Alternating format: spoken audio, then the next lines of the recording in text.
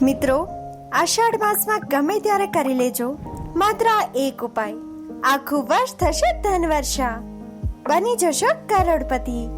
જી હા મિત્રો, જો તમે પણ ઈચ્છો છો કે તમારા ઘરમાં સુખ, સમૃદ્ધિ અને ધનની કૃપા સતત બની રહે, તો આજનો આ વિડીયો તમારા માટે ખૂબ જ ખાસ છે. કારણ કે આજે અમે તમને અષાઢ માસમાં ગમે ત્યારે કરી શકાય એવો માત્ર એક સરળ ઉપાય જણાવવાના છીએ, જે કરવામાં માત્ર 2 મિનિટનો સમય લાગશે.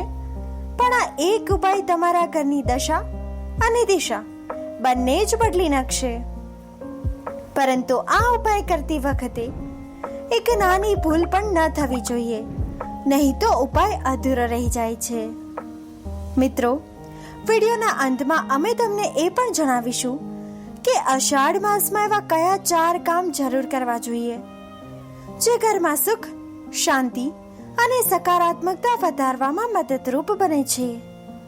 તેથી મિત્રો, આ વિડીયો અધ વચ્ચે તો છોડતા જ નહીં, કારણ કે જે વાત સૌથી મહત્વની છે એ અમે અંતમાં જણાવવાના છીએ. નમસ્કાર મિત્રો, વાસ્તુસભા પરિવારમાં આપ સૌનું હાર્દિક સ્વાગત છે. ભગવાન શ્રી હરિની કૃપા તમારા અને તમારા સમગ્ર પરિવાર પર હંમેશા બની રહે તેવી અમારી હાર્દિક પ્રાર્થના છે.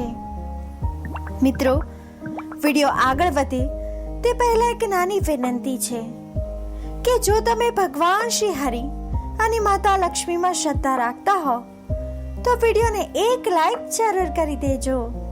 અને હા મિત્રો, કોમેન્ટ બોક્સમાં સાચા દિલથી જય શ્રી હરિ જરૂર લખજો. તમારી એક કોમેન્ટ અને એક લાઈક અમને આવી જ ઉપયોગી અને આધ્યાત્મિક માહિતી તમારી સુધી પહોંચાડવાની નવી પ્રેરણા આપે છે.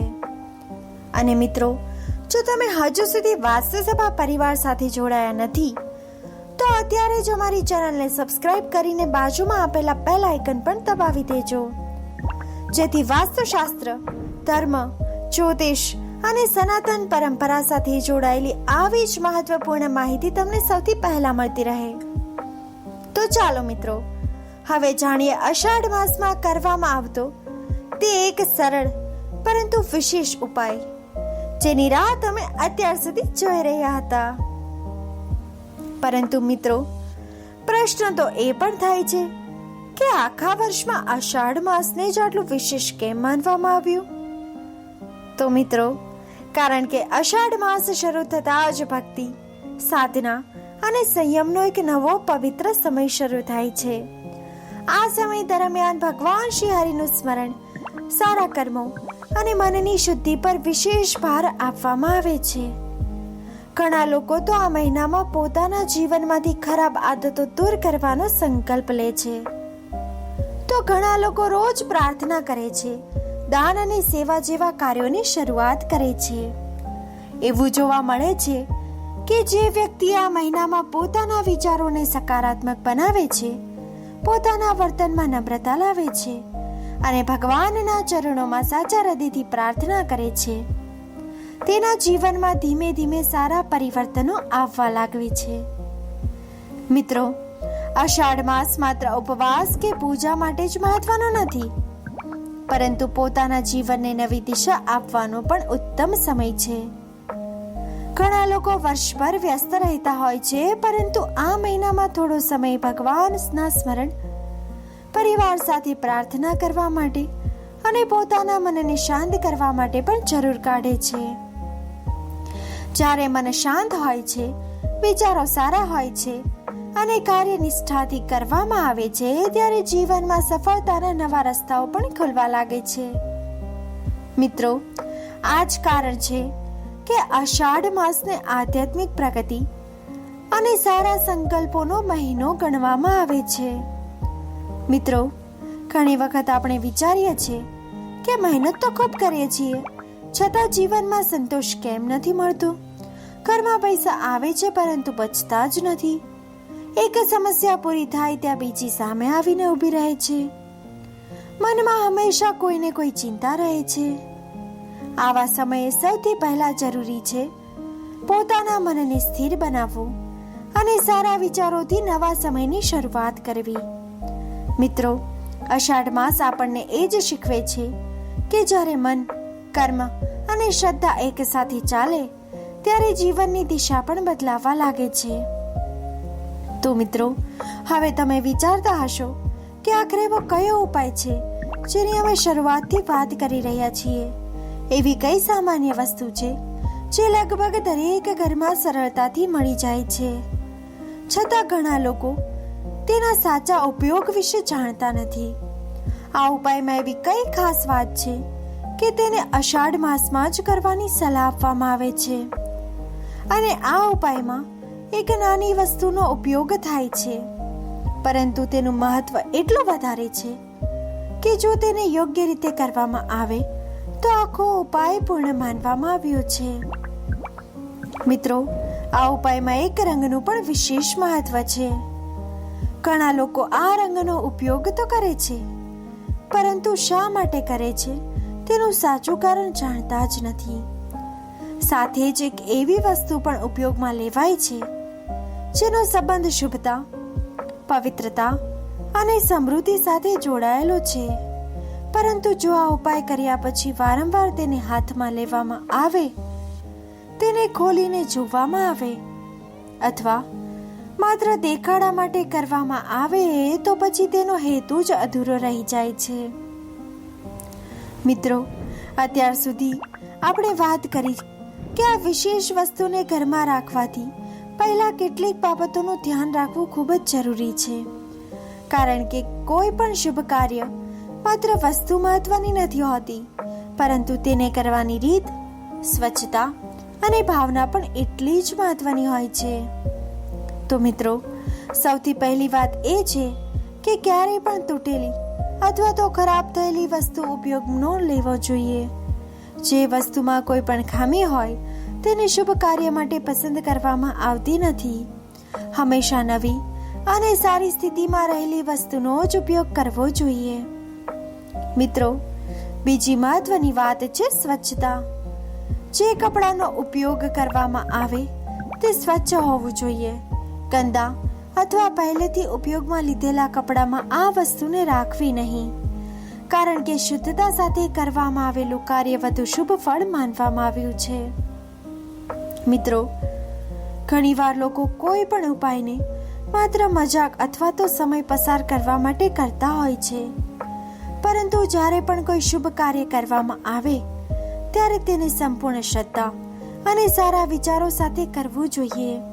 મજાકમાં કરાયેલો કોઈ પણ ઉપાય યોગ્ય ભાવના સાથે પૂર્ણ થતો નથી. અને એક બીજી ભૂલ જે ઘણા લોકો કરતા હોય છે, ઉપાય કર્યા પછી વારંવાર તેને ખોલીને જોવું. મિત્રો, ઘણી વખત ઉત્સુકતાના કારણે લોકો વારંવાર તપાસ કરતા રહે છે કે કંઈ બદલાવ આવ્યો કે નહીં, પરંતુ આ વસ્તુને વારંવાર ખોલવી નહીં. તેને એક નિશ્ચિત સ્થાન પર રાખીને મનમાં સકારાત્મક ભાવ રાખવો જોઈએ. મિત્રો, હવે આગળ જે વાત આવવાની છે તે ખૂબ જ ખાસ છે, કારણ કે અત્યાર સુધી આપણે જાણ્યું કે કઈ બાબતોનું ખાસ ધ્યાન રાખવું જોઈએ, પરંતુ હવે સમય આવી ગયો છે એ રહસ્ય જાણવાનો કે આખરે એવી કઈ વસ્તુઓ છે જેને એક સાથે રાખવાથી આ ઉપાય પૂર્ણ થાય છે. મિત્રો, આ વસ્તુ સામાન્ય દેખાય છે, પરંતુ જ્યારે તેને યોગ્ય રીતે એક સાથે રાખવામાં આવે ત્યારે તેનું વિશેષ મહત્વ જણાવવામાં આવ્યું છે. તો ચાલો મિત્રો, હવે આગળના ભાગમાં જાણીએ આ ખાસ સંયોજન અને તેને કરવાની સંપૂર્ણ રીત. મિત્રો, હવે એ સમય આવી ગયો છે જેની રાહ આપણે શરૂઆતથી જોઈ રહ્યા હતા. અત્યાર સુધી આપણે જાણ્યું કે આ ઉપાય કરતી વખતે કઈ નાની નાની ભૂલો ટાળવી જોઈએ અને કેવી રીતે યોગ્ય રીતે તૈયાર કરવી જોઈએ. હવે વાત કરીએ એ ખાસ વસ્તુઓ વિશે જેને એક સાથે રાખીને આ વિશેષ ઉપાય પૂર્ણ કરવામાં આવે છે. મિત્રો, આ ઉપાયમાં લેવામાં આવે છે પીળી કોડી, હળદરની ગાંઠ, અખંડ ચોખા અને લાલ કપડું. આ 4 વસ્તુઓને ખૂબ જ શુભ માનવામાં આવે છે અને દરેક વસ્તુનું પોતાનું અલગ મહત્વ પણ જણાવવામાં આવ્યું છે. મિત્રો, સૌથી પહેલા એક સ્વચ્છ લાલ રંગનું કપડું લેવું જોઈએ. લાલ રંગને શક્તિ અને શુભતાનું પ્રતીક માનવામાં આવ્યું છે. હવે આ કપડાને સ્વચ્છ જગ્યાએ પાથરીને તેના ઉપર એક પીળી કોડી રાખવી. ત્યારબાદ તેની સાથે એક નાની હળદરની ગાંઠ રાખવી. હળદરને પવિત્ર વસ્તુ તરીકે સ્થાન આપવામાં આવ્યું છે અને તેને સુખ, સમૃદ્ધિ અને સકારાત્મક ઉર્જા સાથે જોડવામાં આવે છે. મિત્રો, હવે આ બંને વસ્તુઓની સાથે થોડા અખંડ ચોખા રાખવા. ધ્યાન રાખવું કે ચોખા તૂટેલા ન હોવા જોઈએ. અખંડ ચોખા પૂર્ણતા અને શુભ કાર્યનું પ્રતીક છે. મિત્રો, જ્યારે આ ચારેય વસ્તુઓ લાલ કપડામાં રાખવામાં આવે ત્યારે મનમાં સારા વિચાર રાખવા જોઈએ અને ભગવાનનું સ્મરણ કરવું જોઈએ. ત્યારબાદ ધીમે ધીમે લાલ કપડાની પોટલી બનાવીને તેને બાંધી દેવી જોઈએ. મિત્રો, હવે સૌથી મહત્વની વાત આવે છે કે આ પોટલીને ક્યાં રાખવી? તો મિત્રો, આ પોટલીને ઘરની એવી જગ્યાએ રાખવી જ્યાં સ્વચ્છતા રહે અને જ્યાં પૈસા અથવા તો કિંમતી વસ્તુઓ રાખવામાં આવે છે. ઘણા લોકો તેને પોતાની તિજોરી અથવા તો કબાટના સ્વચ્છ સ્થાન પર રાખે છે. મિત્રો, આ ઉપાય કરતી વખતે ઉતાવળ તો બિલકુલ ન કરવી. શાંતિથી અને સારા ભાવ સાથે આ કાર્ય કરવું, કારણ કે કોઈ પણ શુભ કાર્યમાં વસ્તુઓની સાથે વ્યક્તિના વિચારો અને ભાવનાઓનું પણ મહત્વ હોય છે. મિત્રો, હવે આગળ આપણે જાણીશું કે આ ઉપાય કર્યા પછી કયો મંત્ર બોલવો જોઈએ, કેટલા દિવસ સુધી ભગવાનનું સ્મરણ કરવું જોઈએ અને કઈ નાની બાબતોનું ધ્યાન રાખવાથી આ ઉપાય વધુ સંપૂર્ણ બની શકે છે. તો મિત્રો, અત્યાર સુધી આપણે જાણ્યું કે પીળી કોડી, હળદરની ગાંઠ, અખંડ ચોખા અને લાલ કપડાથી આ વિશેષ ઉપાય કેવી રીતે કરવામાં આવે છે. સાથે જ આપણે એ પણ સમજ્યું કે કોઈ પણ શુભ કાર્યમાં સ્વચ્છતા, યોગ્ય રીત અને સારા વિચારોનું કેટલુંક મહત્વ હોય છે. હવે વાત કરીએ આ ઉપાય સાથે જોડાયેલા લાભો વિશે.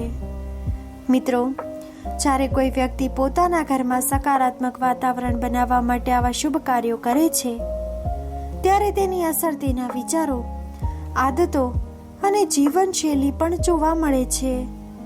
સૌથી પહેલા વાત કરીએ ધન સંબંધિત બાબતોની.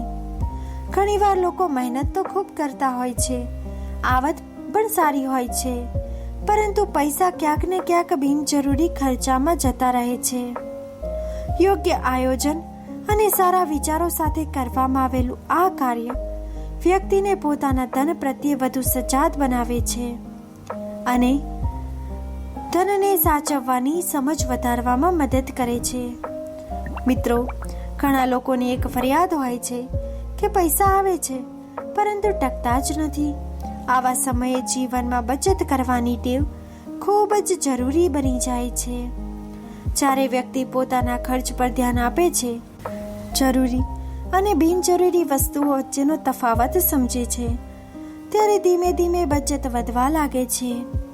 મિત્રો, આ ઉપાય સાથે જોડાયેલો બીજો મહત્વનો લાભ છે આત્મવિશ્વાસમાં વધારો.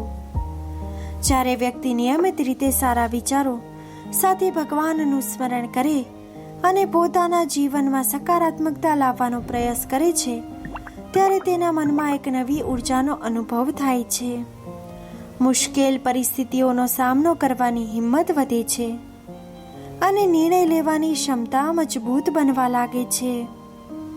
મિત્રો, ઘરનું વાતાવરણ પણ આપણા જીવન પર ઘણો પ્રભાવ પાડે છે.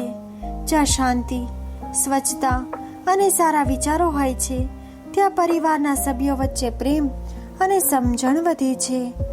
આ ઉપાય પણ ઘરમાં સકારાત્મક વાતાવરણ બનાવવાનો એક ભાગ બની શકે છે.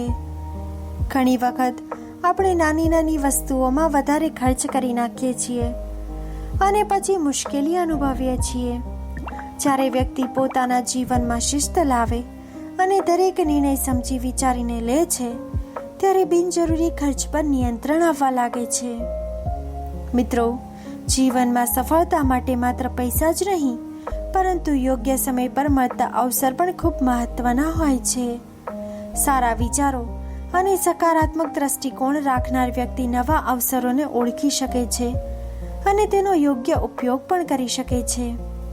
પરંતુ મિત્રો, અહીં એક વાત ખાસ યાદ રાખવી જોઈએ કે કોઈ પણ ઉપાય સાથે પોતાની મહેનત, સારા કર્મ અને યોગ્ય નિર્ણય ખૂબ જ જરૂરી હોય છે. જ્યારે વ્યક્તિ પ્રયત્ન સાથે સકારાત્મક ભાવ રાખે છે, ત્યારે જીવનમાં સારા પરિવર્તન લાવવાનો માર્ગ સરળ બને છે. તો મિત્રો, આ હતો આ વિશેષ ઉપાય સાથે જોડાયેલા લાભનો ભાગ. હવે આગળના ભાગમાં આપણે જાણીશું કે આ ઉપાય કર્યા પછી કઈ ખાસ વાતનું ધ્યાન રાખવું જોઈએ અને કઈ ભૂલો ટાળવી જોઈએ, જેથી આ કાર્ય યોગ્ય રીતે પૂર્ણ થઈ શકે. મિત્રો, અત્યાર સુધી આપણે જાણ્યું કે આ વિશેષ ઉપાય કેવી રીતે કરવો અને તેને કર્યા પછી જીવનમાં કઈ રીતે સકારાત્મક બદલાવ લાવવાનો પ્રયાસ કરી શકાય. પરંતુ મિત્રો, માત્ર એક ઉપાય કરવો પૂરતો નથી. જીવનમાં સારા વિચારો, દયા, સેવા અને સારા કર્મોને પણ સ્થાન આપવું જરૂરી છે. મિત્રો, હવે વાત કરીએ અષાઢ માસમાં કરવામાં આવતા એવા 4 સરળ કાર્યો વિશે, જે આપણા જીવનમાં શાંતિ, સકારાત્મકતા અને શુભ ભાવનાઓ વધારવામાં મદદરૂપ બની શકે છે. મિત્રો, અષાઢ માસને ભગવાન વિષ્ણુના સ્મરણ અને ભક્તિ માટે વિશેષ સમય માનવામાં આવ્યો છે. આ સમય દરમિયાન કરવામાં આવેલી નાની નાની સેવાઓ અને સારા કાર્યો વ્યક્તિના જીવનમાં એક નવી ઉર્જા લાવી શકે છે. તો મિત્રો, સૌથી પહેલું કાર્ય છે દર ગુરુવારે ગાયને ગોળવાળી રોટલી ખવડાવી. મિત્રો, ગાયને ખૂબ જ પવિત્ર સ્થાન આપવામાં આવ્યું છે. ગાયની સેવા કરવી એ દયા અને કરુણાનું એક સુંદર કાર્ય છે. જ્યારે આપણે કોઈ જીવને પ્રેમ અને ભાવનાથી ભોજન આપીએ છીએ, ત્યારે આપણા મનમાં પણ એક અલગ પ્રકારની શાંતિ અનુભવાય છે. મિત્રો, અષાઢ માસના ગુરુવારે ગાયને ગોળવાળી રોટલી અર્પણ કરવી. આ કાર્ય કરતી વખતે મનમાં સારા વિચારો રાખવા અને ભગવાનનું સ્મરણ કરવું. ગાયને ખોરાક આપવાથી આપણામાં સેવા ભાવના વધે છે અને જીવનમાં દયાનો ગુણ મજબૂત બને છે. મિત્રો, બીજું મહત્વનું કાર્ય છે તુલસીને નિયમિત રીતે જળ અર્પણ કરીને ભગવાન વિષ્ણુનું સ્મરણ કરવું.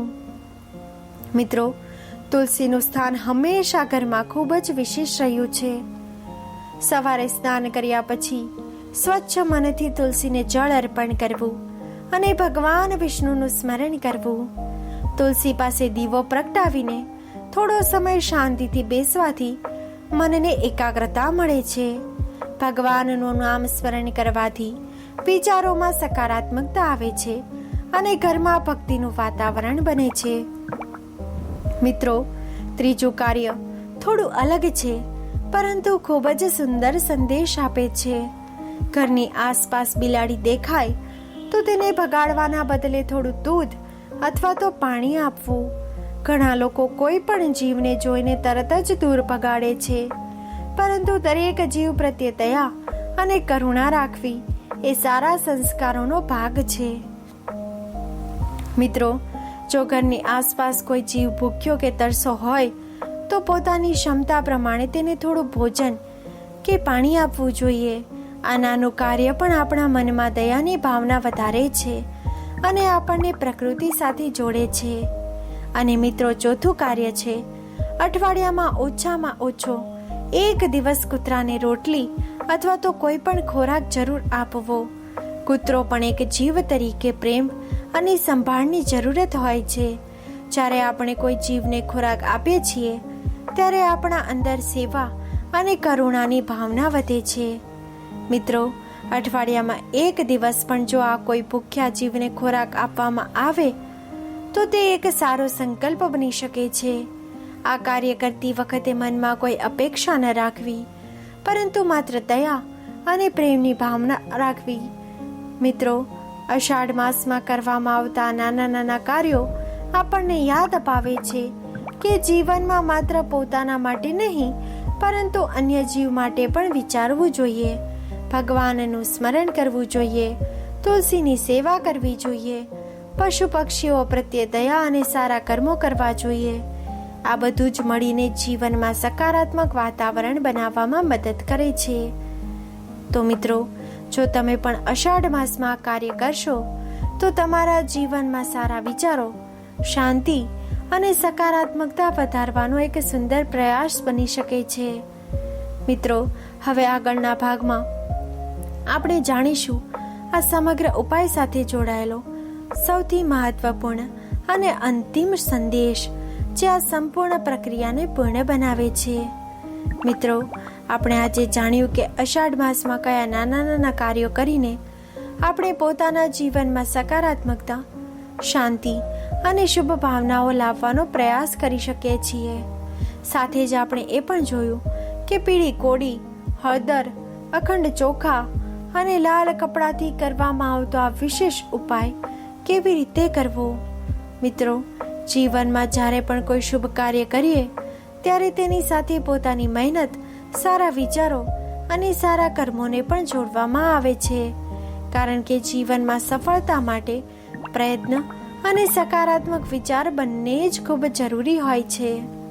મિત્રો, જો તમને આજની આ માહિતી ગમી હોય અને તમને આવા જ ધર્મ, વાસ્તુ અને જીવનને ઉપયોગી વિષયો જાણવા ગમતા હોય તો અમારી ચેનલ વાસ્તુ સભાને લાઈક જરૂર કરી દેજો. મિત્રો, જો તમે પહેલીવાર અમારી સાથે જોડાયા છો તો અમારી આ વાસ્તુ સભા ચેનલને સબસ્ક્રાઇબ કરી બેલ આઇકન દબાવી દેજો, જેથી આવી જ રસપ્રદ અને ઉપયોગી માહિતી તમને સૌથી પહેલા મળતી રહે.